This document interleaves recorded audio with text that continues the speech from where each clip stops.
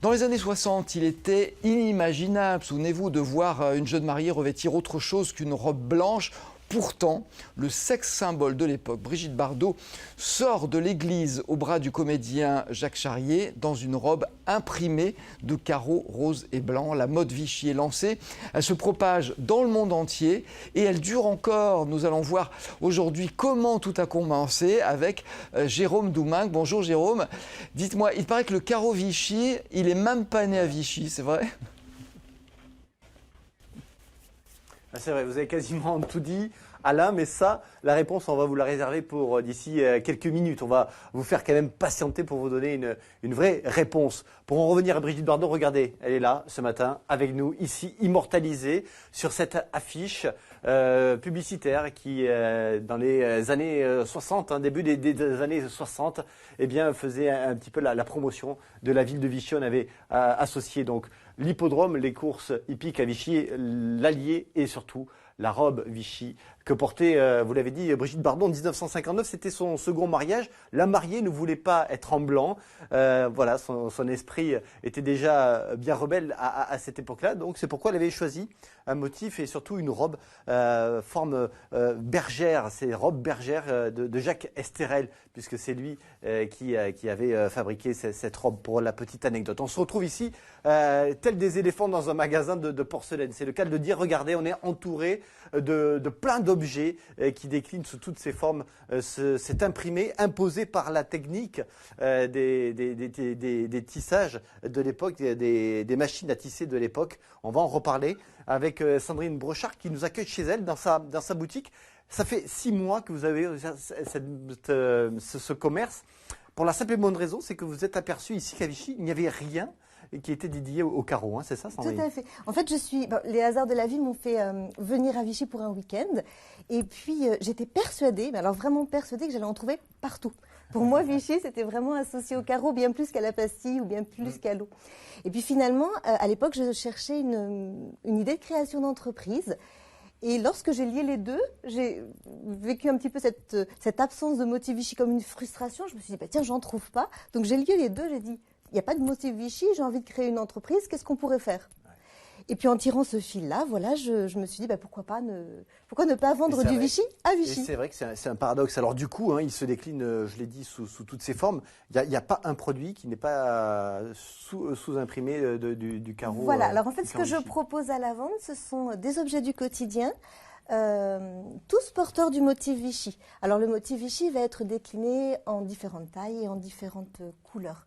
Alors, on n'est plus dans les tissus, puisque maintenant, il y a de la vaisselle, il y a tout le mobilier de maison, quasiment. Voilà, des accessoires des arts de la table, des bols, des assiettes, des cuillères, du linge de maison avec des torchons, des nappes. Voilà.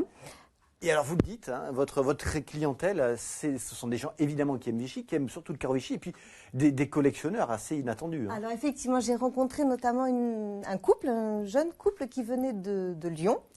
Et ce jeune couple passionné de motifs Vichy a leur cuisine uniquement sur ce thème-là. Donc vous voyez, des rencontres un petit peu particulières. Et puis une chose aussi particulière, c'est que les gens qui rentrent dans la boutique ont tous des souvenirs liés à ce motif. En fait, au niveau de l'imaginaire collectif, il y a des choses très très belles qui se passent. Des souvenirs liés à la maman, à la grand-mère, des souvenirs de pique-nique, des souvenirs de Noël aussi.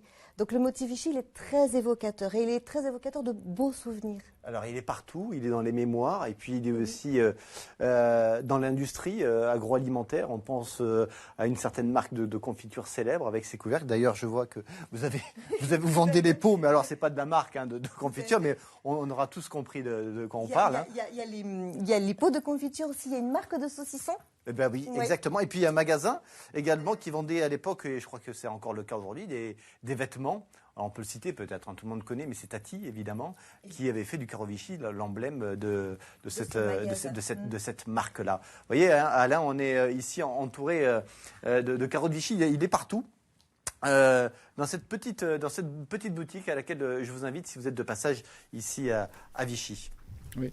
Ah oui, c'est vrai que le carreau de Vichy, on l'a compris, il traverse les générations, c'est devenu un classique même, et je crois, Jérôme, qu'on le trouve sur le dos de populations complètement inattendues, c'est vrai ? C'est vrai, j'en parlais justement avec Sandrine avant qu'on soit en direct ensemble. On parle de la mode kawaii au Japon. Je vous laisse découvrir de quoi il s'agit. C'est une mode où on dit que les gens qui s'habillent kawaii sont des nostalgiques de la jeunesse. Donc ils s'habillent avec ce motif Vichy qui rappelle une certaine époque de leur vie. Donc au Japon, c'est très répandu. C'est une mode qui se nomme petit mignon, où on peut s'habiller comme on peut s'habiller quand on est enfant. Et c'est vrai qu'on l'a dit, hein, ce carreau Vichy symbolise aussi un certain classicisme dans les tenues vestimentaires. Et puis on le retrouve également sur le dos des Maasai. Quel voyage, Fabien Gélin, quel voyage on entreprend lorsqu'on parle du carreau Vichy. On parle d'ici de Vichy, mais pour répondre à la question initiale qui était celle d'Alain, le carreau Vichy n'est pas né à Vichy. Il est né... Où exactement, vous allez nous donner la réponse. Le carreau Vichy, en fait, est né à Cussey, donc c'est juste à côté. Juste à côté. Oui, oui, dans l'usine des Griva, qui avait été construite au tout début du 19e siècle, et qui a très vite rencontré un grand succès, alors qu'au départ, c'est une fabrique de lacets. Mais on est aussi voisins des filatures de Roanne, qui cherchaient de la main-d'œuvre et qui ont encouragé le fait que l'usine dévie vers la fabrication de toiles. Alors, c'était une grosse fabrique, hein. Je crois qu'il y avait plus de 200 employés.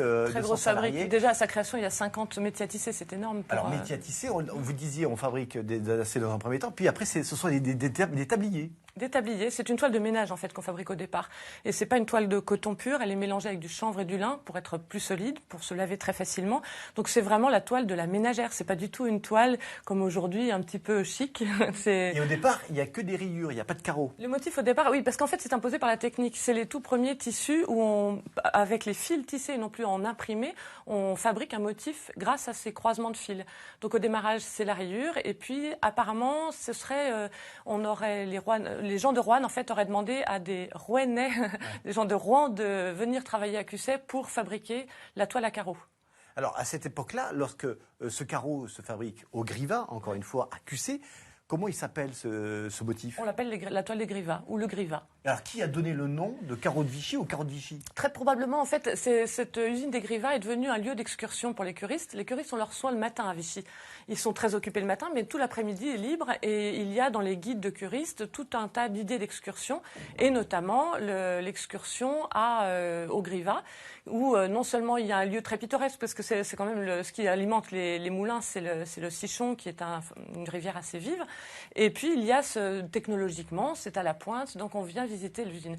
Et les gens qui passent à Vichy vont ramener ce souvenir de leur excursion à Cussey. Alors, pour corroborer ce que vous êtes en train de nous dire, on a retrouvé, vous nous avez confié ce fameux guide touristique de 1858, je l'ai entre les mains, et effectivement, on peut y lire entre les lignes que toute visite à Vichy ne saurait se passer d'un détour aux usines des Griva. On doit en ramener un souvenir, oui, exactement, qu'on ramène le souvenir aujourd'hui. Alors donc c'est par raccourci finalement qu'on a donné le nom au carreau, puisqu'on aurait pu l'appeler carreau de Cussey.